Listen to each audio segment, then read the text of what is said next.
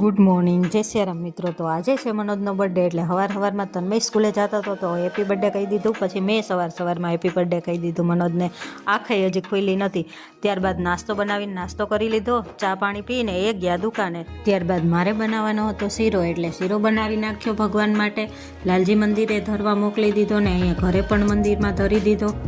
ત્યારબાદ મારે બપોરની રસોઈ બનાવવાની હતી, એટલે મેં બપોરની રસોઈ બનાવી નાખી. રસોઈમાં મેં આજે આ બધું બનાવ્યું હતું. જો સાંજ પડતા અમારે બહાર જમવા જવાનું હતું, એટલે અમે ઘરેથી નીકળી ગયા. અને હા, તમે કમેન્ટમાં હેપી બર્થડે લખવાનું ન ભૂલતા. મનોજના બર્થડે છે તો હેપી બર્થડે તો તમારે લખવું જ જોઈએ. ત્યાં જ અમે લકી ફૂડમાં પહોંચી ગયા. અહીં બહુ મસ્ત જમવાનું હોય છે, એટલે જ્યારે અમને મન થાય ત્યારે અહીં જ જમવા આવી જાય. અને તન્મયે જમવાનો ઓર્ડર આપી દીધો જ. ઓર્ડર આપીને અમે જમવાની રાહ જોતા હતા. ત્યાં જ અમારું જમવાનું આવી ગયું. જો મસ્ત મજાનું પંજાબી શાક ને નાન ને છાશ ને એવું બધું જમવાનું આવી ગયું છે અમારું. અને અમે જમવાનું ચાલુ કરી દીધું છે.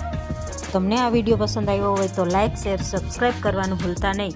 તન્મયને પછી છેલ્લે ચાઇનીઝ ભેળ ખાવી હતી, એટલે એ મગાવી લીધી. અમે તો જો આવી રીતે બર્થડે ઉજવી લઈ. તો બધાને જય શ્રી રામ. તો હવે મળીએ નેક્સ્ટ વિડીયોમાં.